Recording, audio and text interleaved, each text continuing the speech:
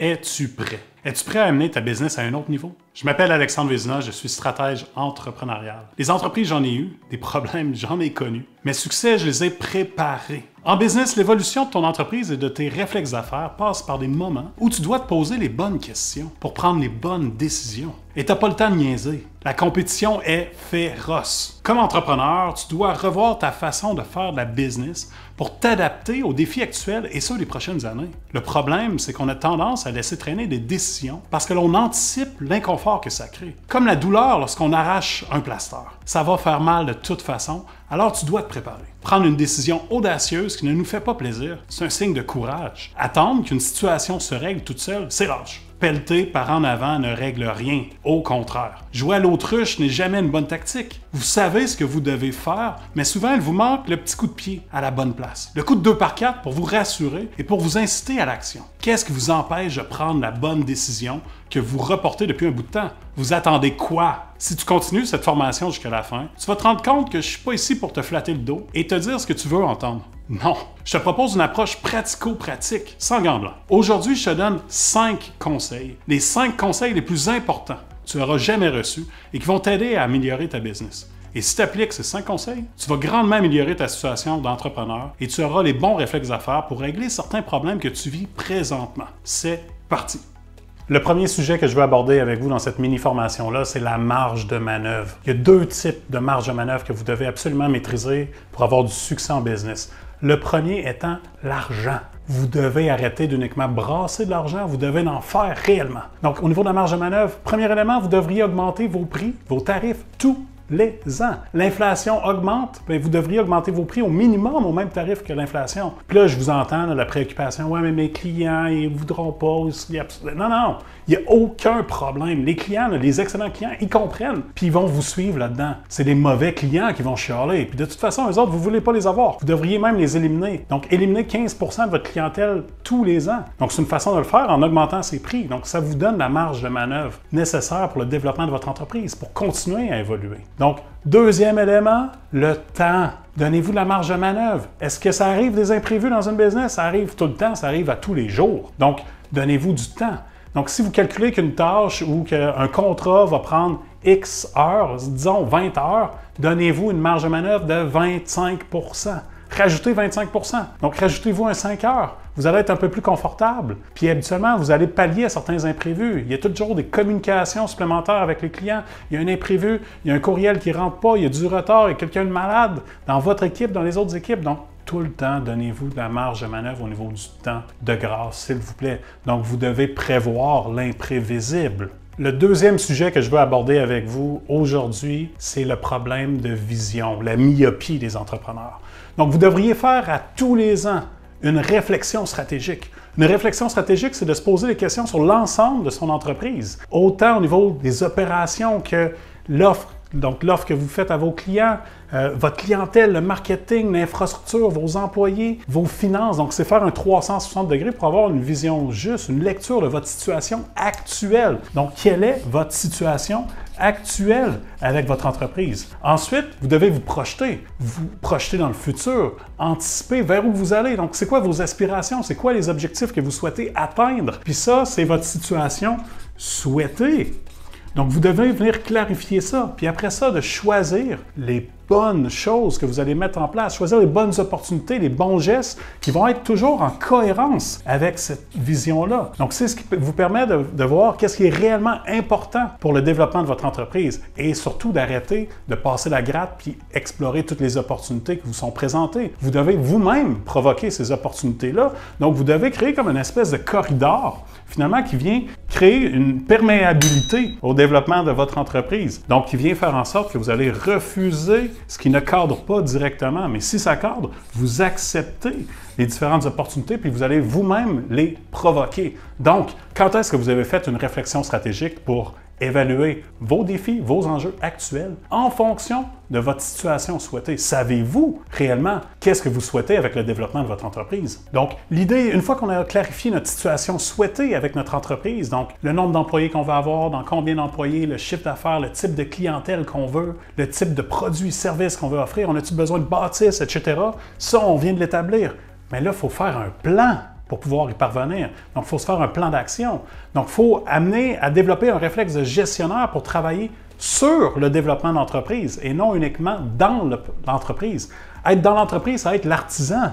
C'est exécuter constamment. Là, l'idée, c'est de sortir de là, être gestionnaire et planifier pour que ça soit exécuté par vous, mais par les autres, mais que ça soit tout en cohérence avec votre situation qui est souhaitée au niveau du développement de votre entreprise.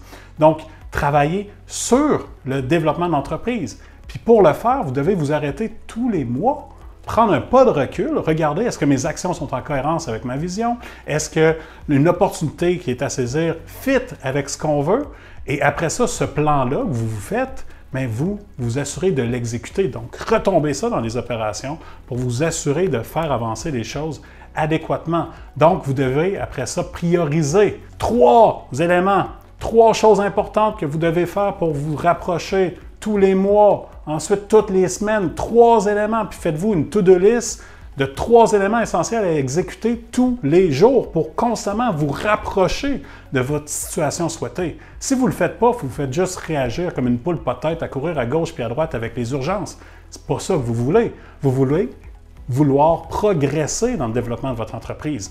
Donc, priorisez 3 choses à faire immédiatement, tous les jours. Commencez par ça. Si vous le faites, votre journée est un succès. Si vous n'êtes pas capable de cocher ces 3 éléments-là, c'est un échec. Votre journée n'est pas réussie. Donc, assurez-vous de frapper des coups sûrs constamment dans le développement de votre entreprise en misant sur des éléments importants pour vous et qui vous rapprochent de vos objectifs continuellement.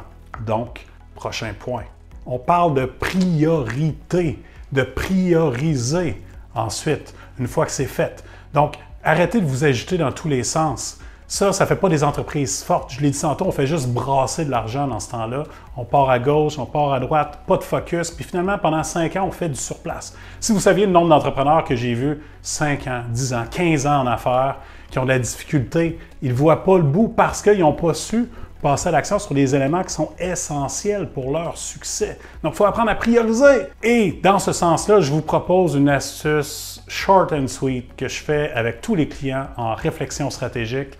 Et ça s'appelle le Start, Stop and Continue. Donc, Start, Stop and Continue. Donc, vous comprenez? Start, commencer. Donc, quels sont les éléments que vous ne faites pas actuellement pour avoir plus de succès dans votre entreprise, mais que vous devriez commencer à faire? Nommez-en 3, 4. Pas trop! Parce que si vous en avez trop, bien, vous ne les ferez pas de toute façon. Ensuite, stop. À arrêter, à cesser. Quels sont les comportements ou ce que vous faites dans votre entreprise qui vous nuisent, qui vous empêchent, qui vous freinent dans le développement de votre entreprise? Donc, encore une fois, 3, 4. Puis finalement, continuez. Qu'est-ce que vous faites adéquatement dans vos zones d'excellence avec le développement de votre entreprise qui marche bien, mais qui fait partie un peu de votre recette, puis vous devez absolument continuer à faire. Encore une fois, 3, 4 éléments. Arrêtez de tirer à gauche puis à droite. Focalisez votre attention, puis ce qui est vraiment essentiel pour vous dans le développement, sur ces éléments-là. Une fois que c'est fait, là, imprimez-vous ça, mettez-vous ça d'en face dans votre bureau, puis revenez régulièrement là-dessus. Des fois, c'est des comportements. Des fois, c'est des tâches que vous devez faire. Des fois, c'est des éléments à déléguer aussi. Donc, commencez à faire ça de grâce. On passe maintenant au prochain point. Il y a différentes étapes dans le développement d'une entreprise. Puis souvent, les gens ne sont pas conscients de ces éléments-là. Je vous le partage parce que c'est souvent révélateur. 1, vous démarrez votre entreprise, vous êtes seul. Bon, c'est une étape. Première grande étape, on engage notre premier employé. Donc, c'est une grande étape dans le développement d'une entreprise parce que c'est des nouveaux réflexes à développer, des nouveaux investissements. C'est un apprentissage de devenir un patron aussi. 1 à 3 employés. Donc, c'est des réflexes. Ensuite, l'autre étape, c'est le 4 à 10 employés. Ensuite, 11 à 20 employés. 21 à 50. 51 à 100. Je ne fais pas ça juste pour le fun. Là. Donc, ensuite, 101 à 250. C'est des étapes charnières dans le développement d'une entreprise. Pourquoi je vous partage ça? Parce qu'il y a trop d'entrepreneurs qui continuent à faire évoluer leur entreprise en passant à travers ces étapes-là, mais sans chercher à optimiser ce qu'ils ont entre leurs mains. Parce qu'à chaque fois qu'on change de catégorie, bien, il y a des concessions à faire. Et il y a 3 grandes concessions, 3 grands sacrifices qu'on se doit de faire à chacune de ces étapes-là. Un, le temps. Parce que comme entrepreneur, notre rôle change, fait qu'il faut évoluer, il faut changer, il faut développer des nouveaux réflexes aussi, mais il faut chercher surtout à faire les affaires différemment, puis ça nécessite du jus de bras. Fait que souvent, on investit beaucoup plus d'heures dans ces transitions-là. Deuxième, l'argent. Pourquoi? Parce que dans chacune de ces étapes-là, il y a des concessions financières à faire. Il y a une structure, il y a un investissement. On a besoin de plus de téléphones, on a besoin de plus de places, de plus d'ordinateurs, de plus de bureaux, d'une infrastructure, de bâtisses, etc. pour la production, pour le reste. Et le troisième grand sacrifice, c'est la perte d'agilité. Parce qu'à chacune de ces étapes-là, on doit rajouter de la structure, des processus, des procédures pour s'assurer d'une régularité, d'une bonne qualité dans ce qu'on fait aussi. Donc, chacune de ces étapes-là, on doit prendre un pas de recul parce qu'il faut chercher à optimiser. Malheureusement, il y a trop d'entreprises qui passent ces étapes un peu trop rapidement sans optimiser, donc ils font juste rajouter par-dessus ce qu'ils ont déjà fait. Puis c'est là qu'on a trop d'employés pour rien. On a des employés qui ne sont pas performants non plus parce qu'on n'a pas cherché à optimiser, à revoir la structure, à revoir l'organisation du travail, l'utilisation des technologies. Est-ce qu'on utilise encore les bonnes technologies ou non? Il faut se remettre en question à chacune de ces étapes-là. Ça arrive souvent en intervention avec des clients, avec des entrepreneurs, que je fais un time-out à une de ces étapes-là pour dire, OK, il faut optimiser. Parce qu'un bon entrepreneur, tôt ou tard, cherche à se mettre à la porte. Ma job, c'est de vous aider à vous mettre à la porte de vos opérations pour vous élever, pour vous aider à prendre les meilleures décisions. Puis ça peut se faire à partir du 10e employé pour s'assurer d'avoir un bras droit qui gère, qui développe l'entreprise. Mais il faut avoir la bonne structure, il faut avoir optimisé à chacune des étapes. Puis c'est vrai pour chacune de ces étapes-là ici. Donc, peu importe où est-ce que vous êtes, vous avez une petite idée de ce que vous devez faire. Là, l'idée, c'est pas juste de savoir quoi faire, il faut savoir comment le faire. Puis c'est ce que je peux vous partager aussi plus tard. Alors voilà, c'est déjà terminé. Si tu te poses encore des questions, c'est normal. Tu vas vouloir remettre en question les décisions que tu as prises par le passé. Oui, c'est normal. C'est même nécessaire. Et c'est un premier signe que tu t'attaques aux enjeux de ta business. Ma job, comme stratège entrepreneurial, c'est de te faire réfléchir, de te challenger et de t'aider à avancer, à évoluer. Et je peux le faire avec toi sur une base quotidienne. Voici ce que je te propose et qui pourrait t'intéresser. J'aide en ce moment des dizaines d'entrepreneurs avec un concept unique et interactif. Un concept qui les pousse à se dépasser et à se poser les bonnes questions au bon moment. Le parcours 2 par 4. Le parcours 2 par 4, c'est du contenu exclusif et percutant pour les entrepreneurs et surtout d'actualité. Donc, il y a du contenu écrit, il y a du contenu vidéo sur une plateforme informatique qui s'appelle 2 par 4. L'idée, c'est en fonction de toutes les questions, les questionnements, les enjeux actuels des entrepreneurs, mais j'écris des choses pour vous faire réfléchir, pour aiguiser vos réflexes d'affaires et faire de vous des meilleurs entrepreneurs. Donc, c'est toujours du nouveau contenu qui est là à tous les mois. À tous les mois également, il y a une session en direct de questions-réponses. Donc, tous les entrepreneurs me posent différentes questions en fonction de leurs préoccupations actuelles. Autant des défis au niveau de la gestion des ressources humaines qu'une offre, qu'une situation qui se passe avec un client, avec un fournisseur. Je réponds aux questions de tout le monde en direct. Si vous ne pouvez pas être présent, la session est enregistrée pour vous pour que vous y ayez accès par la suite. Du nouveau contenu est disponible tous